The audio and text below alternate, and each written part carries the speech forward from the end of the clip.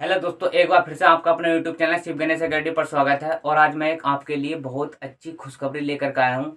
ITBP head constable में new vacancy निकली है और वैकेंसी टोटल पोस्ट है 248। इसके बारे में जानेंगे, इसका क्या क्या सिलेबस है, कैसा कैसा एग्जाम होता है, इसका फिजिकल क्या है और इसमें हाई जंप है या नहीं है, लॉन्ग जंप है नहीं है, और हाइट कितनी है और सैलरी कितनी है और प्रमोशन भी किस आधार पर होता है, हम जानेंगे। इन्हें एक एक करके चलते हैं अपनी नोटिफिकेशन पर।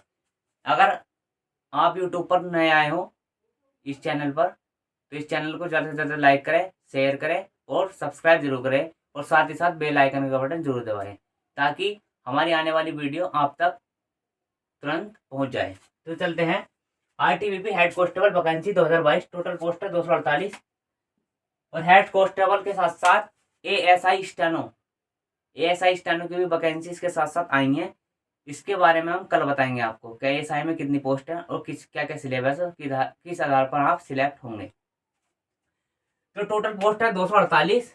और अप्लाई या कह सकते हैं जो ऑनलाइन स्टार्ट होंगी हमारी, वो होंगी 8 जून से और लास्ट डेट है 7 जुलाई। और एज जो है आपकी एज 18 से 25 ईयर्स के बीच में आपकी एज होनी चाहिए। और योग्यता है ये कह सकते हैं एलिजिबिलिटी होनी चाहिए 12 पास, 12वीं पास की हो आपने तो फॉर्म अप्लाई आप करा सकते हैं। मेल की बात करें तो मेल के लिए 135 पोस्ट है और फीमेल के लिए 73 पोस्ट है।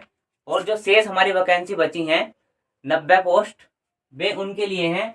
जैसे कांस्टेबल हैं तो कांस्टेबल के जो सर्विंग दे रहे हैं, या कह सकते हैं डिपार्टमेंट में आईटीबीपी में अभी भी अपनी सेवा दे रहे हैं, तो 90 पोस्ट उनके लिए हैं अलग से।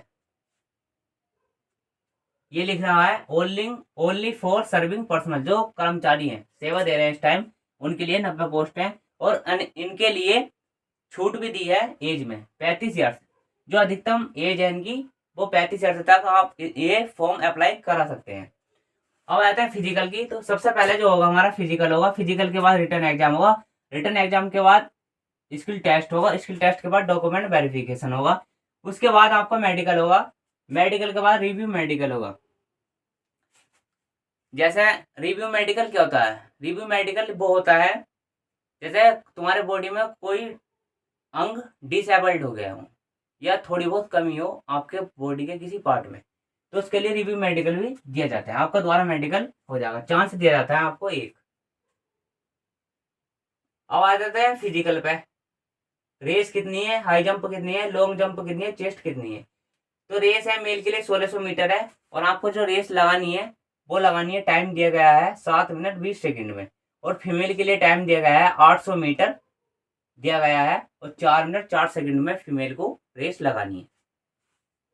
अब हाई जंप पर आ जाते हैं। तो मेल के लिए हाई जंप लगाने हैं 3 फीट 6 इंच और फीमेल के लिए 3 फीट। अब बात करते हैं लॉन्ग जंप की। तो लॉन्ग जंप मेल के लिए 11 फीट, फीमेल के लिए 9 फीट। और चेस्ट की बात करते हैं तो मेल के लिए 77, नॉर्मल 77 आपका चेस्ट होनी चाहिए। और फुलाव फुलाव आपका 5 सेंटीमीटर, या कह सकते हैं 77 से 82 सेंटीमीटर होना चाहिए। 77 नॉर्मल और फुलाव से 82 सेंटीमीटर। और फीमेल के लिए ऐसी कोई भी इसमें दिए नहीं है चेस्ट के बारे में। और आते हैं टाइपिंग की। तो आपके इसके रिटर्न के साथ साथ, ये कह सकते हैं सिलेबस के साथ साथ और अपनी योग्यता के साथ साथ आपको टाइपिंग भी आनी चाहिए, ये कह सकते हैं टाइपिंग के बारे में आपको नॉलेज होनी चाहिए। और इसमें आप सिलेक्ट कर सकते हैं कि हम हिंदी में टाइपिंग करेंगे या इंग्लिश में टाइपिंग करेंगे। तो हिंदी की बात करते हैं तो हिंदी में आपके 30 शब्द पर मिनट होने चाहिए, 30 वर्ड्स पर मिनट हिंदी में, 30 वर्ड पर मिनट हिंदी में होने चाहिए। और अगर आप इंग्लिश में टाइपिंग करना चाहते हैं तो 35 वर्ड्स पर मिनट में आपकी स्पीड आनी चाहिए। अब आता है हाइट पे, हाइट कितनी मांगी है। तो मेल के लिए हाइट दी गई है 165 सेंटीमीटर और फीमेल के लिए हाइट दी है 157 सेंटीमीटर। अब बात करते हैं सैलरी की, सैलरी कितनी है, एक एक चीज बताएंगे हम कि इनकी सैलरी कितनी है, क्या क्या योग्यता है, कैसे मेडिकल होगा, सब बताएंगे। उसके क्या क्या उसके आधार पर सिलेबस है और कैसे हम अपनी प्रिपरेशन करें। तो आते हैं सैलरी पर। तो सैलरी है स्टार्टिंग 25,000 से स्टार्टिंग है सैलरी, और लास्ट जो है 81,000 है। जैसे जैसे आप एग्जाम देंगे, ये जैसे जैसे अच्छी तरीके से सर्विंग देंगे, सर्विस देंगे, सेवा देंगे और छुट्टियां आप कम लेंगे डिपार्टमेंट से, तो वैसे वैसे आपका प्रमोशन जल्दी होता चला जाएगा, प्रमोट होते चले जाओगे आप। तो उसी के आधार पर आपकी सैलरी भी इंक्रीज होती जाएगी। ये नोटिफिकेशन है। और एग्जाम की बात करते हैं। कुछ स्टूडेंट के दिमाग में ये आता है सर एग्जाम ऑफलाइन होगा या ऑनलाइन होगा, तो इसका एग्जाम ऑफलाइन होगा, ऑनलाइन नहीं होगा, ऑनलाइन नहीं होगा। कुछ स्टूडेंट के दिमाग में आ रहा होगा सर निगेटिव मार्किंग है या नहीं है, तो इसमें कोई भी ऐसी सूचना, इस नोटिफिकेशन में कोई भी ऐसी इंफॉर्मेशन नहीं दी है कि निगेटिव मार्किंग है या नहीं है। तो ये मैं बताना चाहता हूँ आपसे, 2018 के अनुसार आईटीबीपी की वैकेंसी निकली थी, तो उसमें निगेटिव मार्किंग नहीं थी, निगेटिव मार्किंग नहीं थी।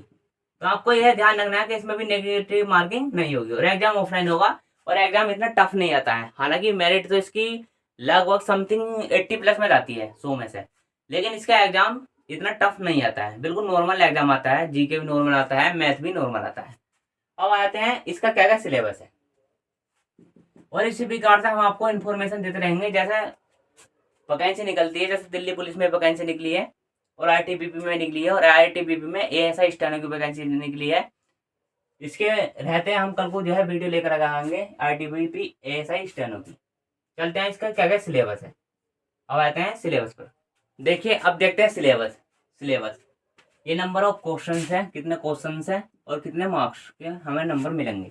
तो जनरल अर्थमेटिक में आएगा आपका, ये नंबर 1 है, नंबर 2 है, नंबर 3 है और नंबर 4 है। ये चार सब्जेक्ट आएंगे आपके जनरल अर्थमेटिक में आएगा math and reasoning, mix question आएंगे। 30 क्वेश्चन आएंगे और 1 नंबर का 1 क्वेश्चन होगा। और मार्क्स की बात करें तो टोटल मार्क्स मिलेंगे 30। दूसरे नंबर पर है जीके, तो जीके भी हमारा 25 नंबर का आएगा। क्वेश्चन 25 भी आएंगे और जितने क्वेश्चन होंगे उतने ही नंबर मिलेंगे, 25 नंबर मिलेंगे। अब आता है नंबर 3 पे इंग्लिश। तो इंग्लिश हमारी सबसे ज्यादा जो इम्पोर्टेंट है, इसमें इस वैकेंसी में सबसे ज्यादा जो इम्पोर्टेंट सब्जेक्ट हमारा वो है इंग्लिश। इंग्लिश आएगी 35 नंबर की, सबसे ज्यादा इम्पोर्टेंट है इंग्लिश, 35 नंबर की आएगी। और इंग्लिश में और कंप्यूटर में आपको कंपलसरी पास होना जरूरी है। जैसा मान लीजिए 35 नंबर हैं इंग्लिश में, तो मिनिमम आपके 20 से 25 नंबर आने चाहिए इंग्लिश में, कंपलसरी है। अगर नहीं आए तो आप बाहर कर दिए जाओगे, ध्यान रखना। और कंप्यूटर में 5 से लेकर 7 के बीच में आपके नंबर आने चाहिए, मिनिमम 5 से 7 के बीच में आने चाहिए। अगर इनके बीच में आपके नंबर नहीं आए कंप्यूटर में या इंग्लिश में, तो आप बाहर कर दिए जाओगे, या कह सकते हैं आप फेल हो जाओगे। आपको यह भी बात ध्यान रखनी है। मेन चीज है आईटीबीपी हेड कॉस्टल में या आईटीबीपी एएसआई स्टेनो में वैकेंसी निकलती हैं, तो इनमें इंग्लिश में और कंप्यूटर में कंपलसरी माना जाता है पास। इसमें पास होना बहुत जरूरी होता है इंग्लिश में और कंप्यूटर में। तो आपको आज सही आप ये देखना, अगर किसी ने इंग्लिश नहीं पढ़ी होती है, कुछ स्टूडेंट कहते हैं कि सर हमने इंग्लिश नहीं पढ़ी, तो यूट्यूब पर इतनी क्लासें हैं और टीचरों की भी हैं, आप देख सकते हैं क्या क्या सिलेबस में हमारे है। नाउन है, प्रोनाउन है, सिलेबस के अकॉर्डिंग आपको प्रिपरेशन करनी है। ध्यान रखना, कुछ स्टूडेंट होते हैं आनंद पढ़ते रहते हैं, सिलेबस का पता नहीं रहता कि सर सिलेबस क्या है। तो आप सिलेबस सर्च करें गूगल पर, क्या इसका क्या क्या सिलेबस है। और इस सिलेबस हमने बता दिया ये सिलेबस है। तो आपको अब आपको चेक क्या करना है, चेक करना है।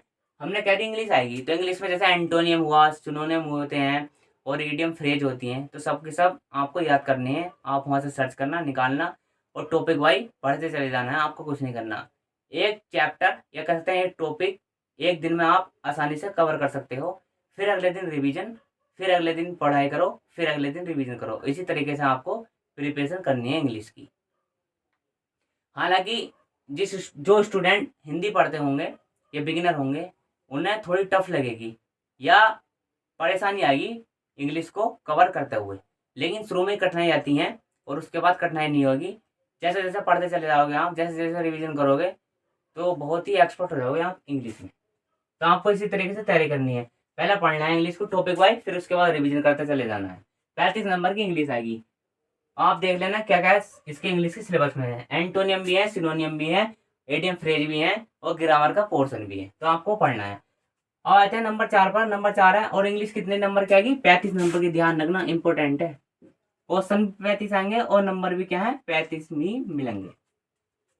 नंबर 4 है थ्योरेटिकल कंप्यूटर। तो थ्योरेटिकल कंप्यूटर आएगा 10 नंबर का, थ्योरेटिकल आएगा और 10 क्वेश्चन आएंगे। 10 क्वेश्चन में हमें 10 ही नंबर मिलेंगे। और टाइमिंग की बात करें तो टाइमिंग बहुत ज्यादा है। टाइमिंग 1 घंटा भी नहीं है, 2 घंटे भी नहीं है, टाइमिंग है 3 घंटे। इन वैकेंसी में टाइमिंग की मात्रा बहुत ज़्यादा रहती है। 3 घंटे हैं, 3 घंटे, 3 घंटे। और आप 2 घंटे में ही इस एग्जाम को कर लोगे। इतना टफ एग्जाम नहीं आएगा 2 घंटे में। आप 1 घंटा खाली बैठ सकते हैं, या आप 1 घंटा पहले ही जैसे आप पेपर सोल्व कर लोगे तो आप उसका रिवीजन भी कर सकते हैं कि कौन सा क्वेश्चन गलत है और कौन सा क्वेश्चन सही है। आप अपना क्वेश्चन को चेक भी कर सकते हैं। तो इन वैकेंसियों के बारे में इतना ही था। जैसा कोई वैकेंसी निकलती है इसी तरीके से हम नोटिफिकेशन देते रहेंगे। अगर हमारी वीडियो अच्छी लगी हो तो इसे ज़्यादा लाइक करें, शेयर करें, सब्सक्राइब करें, और साथ ही साथ हमारे चैनल को बेल आइकन का बटन दबाना न भूलें। जय हिंद, जय भारत, ऑल ऑफ यू।